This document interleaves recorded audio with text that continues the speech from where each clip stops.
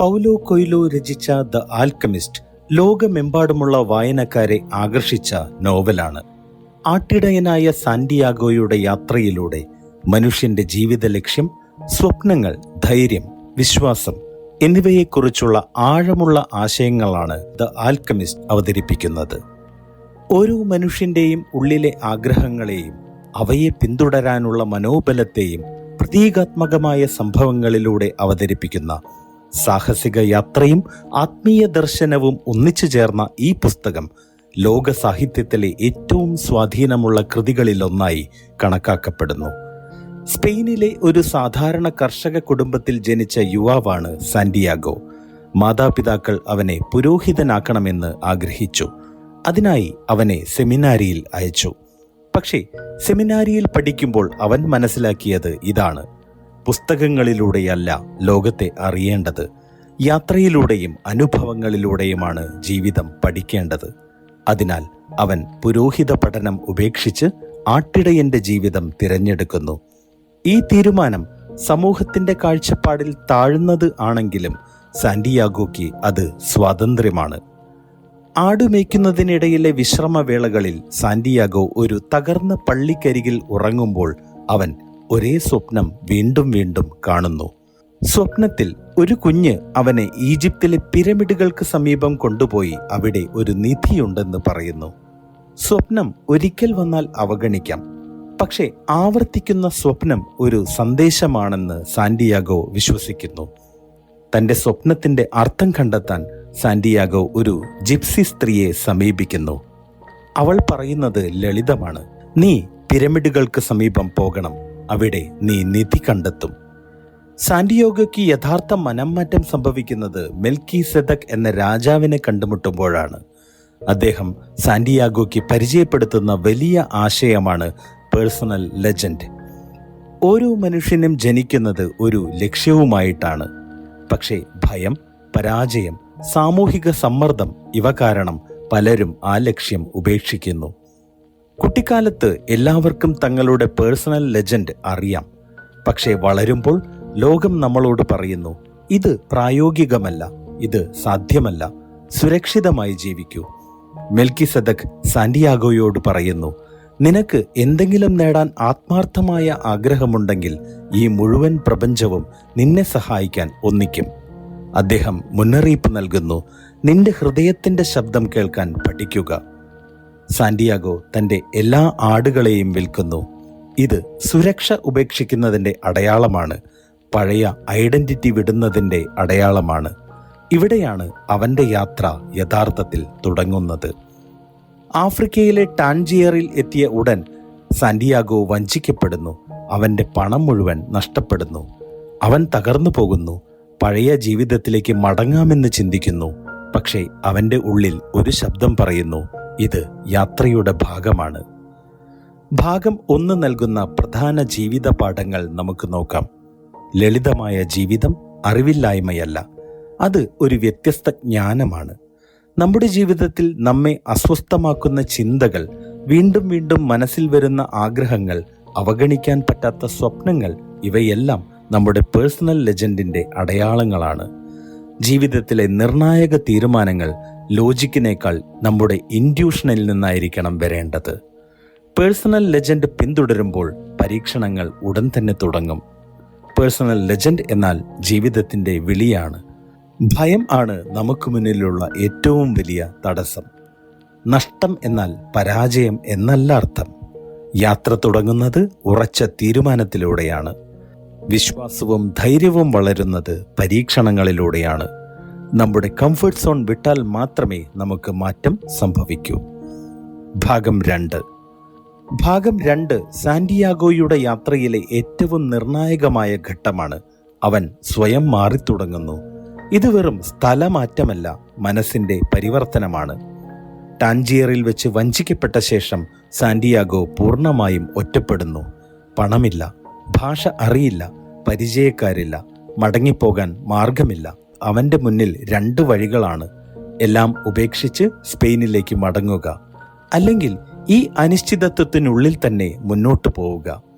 ജീവിക്കാൻ വേണ്ടി സാന്റിയാഗോ ഒരു ക്രിസ്റ്റൽ വ്യാപാരിയുടെ കടയിൽ ജോലി തുടങ്ങുന്നു. ഇത് അവൻ്റെ ജീവിതത്തിലെ ഏറ്റവും പ്രധാനപ്പെട്ട ലേണിംഗ് ഫേസ് ആണ്. ക്രിസ്റ്റൽ വ്യാപാരി തൻ്റെ പേഴ്സണൽ ലെജൻഡ് ഉപേക്ഷിച്ച ആളാണ്.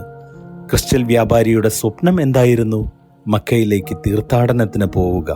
പക്ഷേ അയാളത് വർഷങ്ങളോളം മാറ്റിവെച്ചു. അതിനായി കാരണങ്ങളും ന്യായീകരണങ്ങളും കണ്ടെത്തി. ഇപ്പോൾ അതിനുള്ള സമയമല്ല, ഇപ്പോൾ സുരക്ഷിതമല്ല, ഇപ്പോൾ എനിക്കെൻ്റെ ബിസിനസ്സാണ് പ്രധാനം.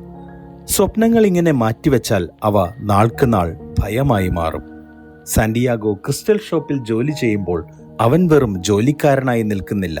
അവൻ ചിന്തിക്കുന്നു, അവൻ നിരീക്ഷിക്കുന്നു, അവൻ അനുദിനം മെച്ചപ്പെടുന്നു.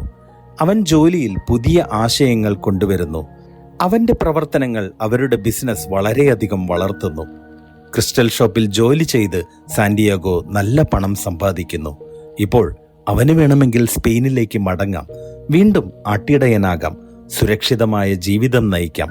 പക്ഷേ സ്വപ്നങ്ങൾ ഉപേക്ഷിക്കുന്നത് എളുപ്പമാണെന്ന് അവനറിയാം. ക്രിസ്റ്റൽ വ്യാപാരി സാന്റിയാഗോയോട് പറയുന്നു, സ്വപ്നങ്ങൾ പിന്തുടർന്നാൽ അപ്രതീക്ഷിതമായ അപകടങ്ങൾ നേരിടേണ്ടി വരും. നീ നിന്റെ സ്വപ്നം പിന്തുടരുന്നത് എനിക്ക് ഭയമാണ്, കാരണം എനിക്കത് ചെയ്യാൻ ധൈര്യമില്ല. സാന്റിയാഗോ സ്വയം ചോദിക്കുന്നു, തൻ്റെ പേഴ്സണൽ ലെജൻഡ് വേണ്ടെന്ന് വെച്ച ക്രിസ്റ്റൽ വ്യാപാരിയാകണോ അതോ സാന്റിയാഗോ ആകണോ? ഒടുവിൽ അവൻ സ്വന്തം സ്വപ്നം തേടി തൻ്റെ യാത്ര തുടരാൻ തീരുമാനിക്കുന്നു. സാന്റിയാഗോ തൻ്റെ സമ്പാദ്യം മുഴുവൻ എടുത്ത് മരുഭൂമിയിലേക്കുള്ള യാത്രാ സംഘത്തിൽ ചേരുന്നു. ഇത് വെറും യാത്രയല്ല, മരുഭൂമി ഒരു ഗുരുവാണ്. അവിടെ വെച്ച് സാന്റിയാഗോ ഇംഗ്ലീഷ് സംസാരിക്കുന്ന ഒരു മനുഷ്യനെ കാണുന്നു. അയാൾ ആൽക്കമി പഠിച്ചുകൊണ്ടിരിക്കുകയാണ്. പുസ്തകങ്ങൾ, സിദ്ധാന്തങ്ങൾ, ഫോർമുലകൾ എല്ലാമുണ്ട്. പക്ഷേ അയാൾക്ക് മരുഭൂമിയെ മനസ്സിലാക്കാൻ കഴിയുന്നില്ല. പുസ്തകങ്ങൾ നമുക്ക് ജ്ഞാനം നൽകും, പക്ഷേ ജീവിതം തന്നെയാണ് യഥാർത്ഥ ഗുരു. യാത്രാസംഘം ഒരു മരുപ്പച്ചയിലെത്തുമ്പോൾ യാത്ര തൽക്കാലം നിലയ്ക്കുന്നു. ഈ മരുപ്പച്ച താൽക്കാലിക വിശ്രമം, പ്രതിഫലനം, അടുത്ത ചുവടിന് മുന്നോടിയായ തിരഞ്ഞെടുപ്പ് എന്നിവയുടെ പ്രതീകമാണ്. സാന്റിയാഗോ ഇപ്പോൾ പഴയ ആട്ടിടയനല്ല. അവൻ ക്ഷമ പഠിച്ചു, സമ്പാദ്യമുണ്ടാക്കി, ഭയത്തെ നേരിടാൻ തുടങ്ങി, സ്വന്തം ഹൃദയത്തിൻ്റെ ശബ്ദം കേൾക്കാൻ തുടങ്ങി. ഭാഗം 2 നൽകുന്ന പ്രധാന ജീവിത പാഠങ്ങൾ. പേഴ്സണൽ ലെജൻഡ് പിന്തുടരുമ്പോൾ പ്രപഞ്ചം ആദ്യം നമ്മളെ പരീക്ഷിക്കും. പേഴ്സണൽ ലെജൻഡ് പിന്തുടരുന്നവർ അവർ പോകുന്നിടത്തൊക്കെയും മാറ്റം കൊണ്ടുവരും. കംഫർട്ട് സോണിൽ ഒതുങ്ങുക എന്നാൽ ആത്മീയമായ മരണമാണ്. പണത്തിന് സ്വപ്നങ്ങളെ പിന്തുണയ്ക്കാൻ കഴിയും, പക്ഷേ സ്വപ്നങ്ങൾക്ക് പകരമാകാനാകില്ല. പരാജയ ഭയം എന്നാൽ പരാജയം തന്നെയാണ്. പുസ്തകങ്ങൾക്ക് കഴിയാത്തത് മരുഭൂമി പഠിപ്പിക്കുന്നു. കാലതാമസം നമ്മുടെ സ്വപ്നങ്ങളെ കൊല്ലുന്നു. നമ്മുടെ പ്രവൃത്തികൾ വ്യക്തത സൃഷ്ടിക്കുന്നു. അനിശ്ചിതത്വങ്ങളിൽ നിന്നാണ് വളർച്ച സംഭവിക്കുന്നത്. മറ്റുള്ളവരെ കേൾക്കുന്നത് നമ്മുടെ ജ്ഞാനം വർദ്ധിപ്പിക്കും. ഭാഗം 3. യുദ്ധഭീഷണി കാരണം യാത്രാസംഘം ഒരു മരുപ്പച്ചയിൽ നിൽക്കുകയാണ്. മരുപ്പച്ച സുരക്ഷയും സമൃദ്ധിയും നിറഞ്ഞ സ്ഥലമാണ്. വെള്ളം, തണൽ, വിശ്രമിക്കാൻ ഇടം എല്ലാമുണ്ട്. പക്ഷേ സുരക്ഷ എന്നത് ഒരു പരീക്ഷണമാകാം. കാരണം ഇവിടെ ആളുകൾ യാത്ര നിർത്തുന്നു, വിശ്രമിക്കുന്നു. അവർ മുന്നോട്ട് പോകുന്നില്ല. അവിടെ വെച്ച് സാന്റിയാഗോ ഫാത്തിമയെ കാണുന്നു. ഇത് ഒരു സാധാരണ പ്രണയമല്ല. അവൾ പറയുന്നു, നിന്റെ പേഴ്സണൽ ലെജൻഡ് പിന്തുടരുന്നത് എൻ്റെ സ്നേഹത്തിൻ്റെ ഭാഗമാണ്.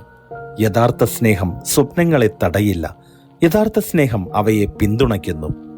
മരുഭൂമിയിൽ വെച്ച് തന്നെയാണ് സാന്റിയാഗോ തൻ്റെ ഗുരുവായ ആൽക്കമിസ്റ്റിനെയും കാണുന്നത്. അദ്ദേഹം ഒരു സാധാരണ മനുഷ്യനല്ല, ജ്ഞാനിയാണ്.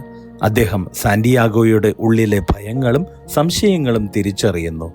അദ്ദേഹം പറയുന്നു, മിക്ക ആളുകളും ലോകത്തെ അതേപടി കാണുന്നു.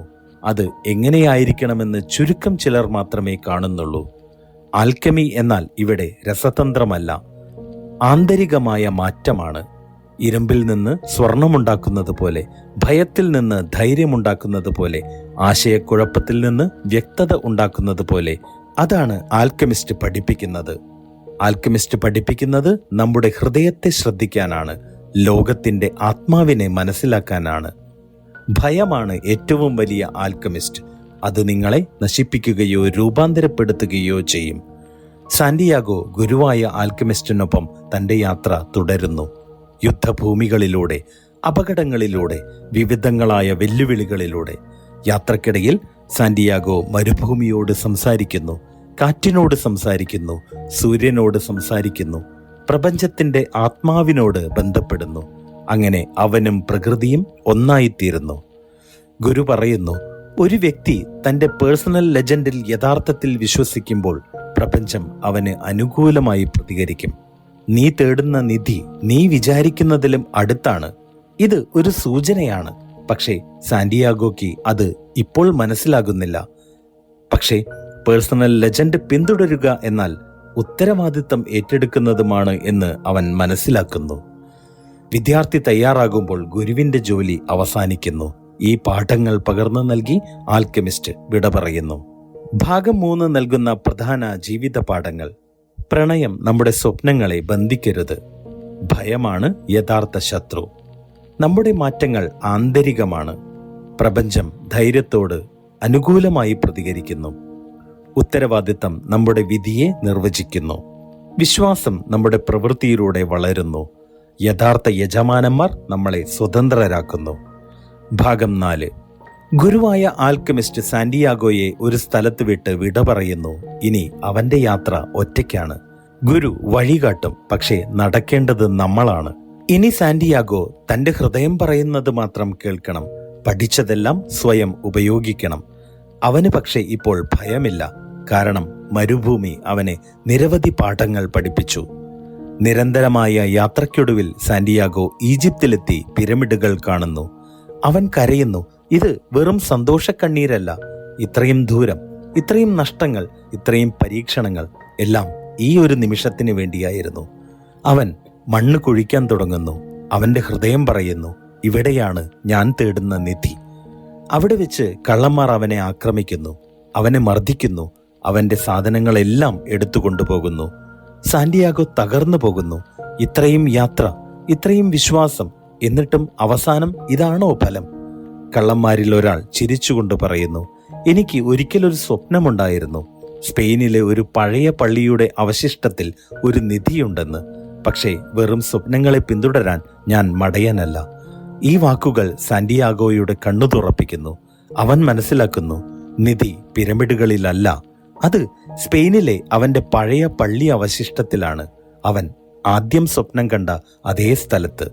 യാത്ര അവനെ തിരികെ കൊണ്ടുവരാനായിരുന്നു.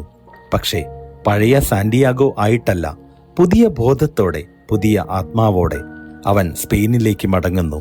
താൻ ആടുകളെ മേച്ചു നടന്ന പഴയ പള്ളിയുടെ അവശിഷ്ടങ്ങൾക്കരികിൽ അവൻ വീണ്ടും മണ്ണ് കുഴിക്കുന്നു. അവിടെ അവൻ നിധി കണ്ടെത്തുന്നു. സ്വർണ്ണ നാണയങ്ങൾ, രത്നങ്ങൾ, വിലപ്പെട്ട വസ്തുക്കൾ.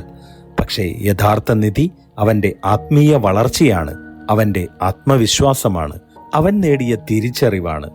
സാന്റിയാഗോ വീണ്ടും തന്റെ യാത്ര തുടരും. അവൻ വീണ്ടും മരുഭൂമിയിലേക്ക് മടങ്ങും, ഫാത്തിമയെ കാണാൻ. ഇപ്പോൾ അവന്റെ സ്വപ്നം പൂർത്തിയായി. സ്നേഹം തടസ്സമല്ല എന്നും സ്നേഹം സമ്മാനമാണ് എന്നും അവൻ മനസ്സിലാക്കി. തന്റെ പേഴ്സണൽ ലെജൻഡ് പൂർത്തിയാക്കിയാൽ സ്നേഹവും സമൃദ്ധിയും ഒന്നിച്ചു വരും. ഭാഗം 4 നൽകുന്ന പ്രധാന ജീവിത പാഠങ്ങൾ. നാം തേടുന്ന നിധി പലപ്പോഴും നമ്മൾ കരുതുന്നതിലും അടുത്താണ്. സ്വന്തം വീടിന്റെ പ്രാധാന്യം മനസ്സിലാക്കാൻ യാത്രകൾ അത്യാവശ്യമാണ്. വേദന വെളിപാടിന്റെ ഭാഗമാണ്. സ്വപ്നങ്ങൾ അവസാനം വരെ ധൈര്യം ആവശ്യപ്പെടുന്നു. വിജയത്തിന്റെ അവസാന ഘട്ടം വരെ പ്രപഞ്ചം നമ്മളെ പരീക്ഷിക്കും. റിസ്ക് എടുക്കാതെ പരിവർത്തനം ഉണ്ടാകില്ല. നാം നേടുന്ന ആന്തരിക വളർച്ചയാണ് നമ്മുടെ യഥാർത്ഥ സമ്പത്ത്. ദ ആൽക്കെമിസ്റ്റ് നമ്മളോട് പറയുന്നത് ഇതാണ്: സ്വപ്നങ്ങൾ നമ്മളെ വിളിച്ചാൽ അവയെ പിന്തുടരാനുള്ള ധൈര്യം കണ്ടെത്തുക. ഓരോ മനുഷ്യനും ജനിക്കുന്നത് ഒരു പേഴ്സണൽ ലെജൻഡ്, അവന്റെ ഉള്ളിലെ യഥാർത്ഥ ലക്ഷ്യം പൂർത്തിയാക്കാനാണ്. ഭയം, സാമൂഹിക സമ്മർദ്ദം, പരാജയ ഭയം എന്നിവ കാരണം നാം ആ സ്വപ്നം ഉപേക്ഷിക്കുമ്പോഴാണ് ജീവിതം ശൂന്യമാകുന്നത്. പക്ഷേ ഹൃദയത്തിന്റെ ശബ്ദം കേട്ട് ധൈര്യത്തോടെ മുന്നോട്ടു പോകുമ്പോൾ ആ യാത്ര നമ്മെ മാറ്റുകയും വളർത്തുകയും ചെയ്യുന്നു. നിധി എല്ലായ്പ്പോഴും ദൂരെയല്ല, പലപ്പോഴും നമ്മുടെ ജീവിതത്തിനുള്ളിൽ തന്നെയാണ്. അത് തിരിച്ചറിയാൻ നമ്മൾ ഒരുപാട് ദൂരം യാത്ര ചെയ്യേണ്ടി വരും. പക്ഷേ എന്തെങ്കിലും നേടാൻ നാം ഹൃദയപൂർവ്വം ആഗ്രഹിക്കുന്നു എങ്കിൽ ആ യാത്രയിൽ നമ്മളെ സഹായിക്കാൻ മുഴുവൻ പ്രപഞ്ചവും ഒപ്പമുണ്ടാകും.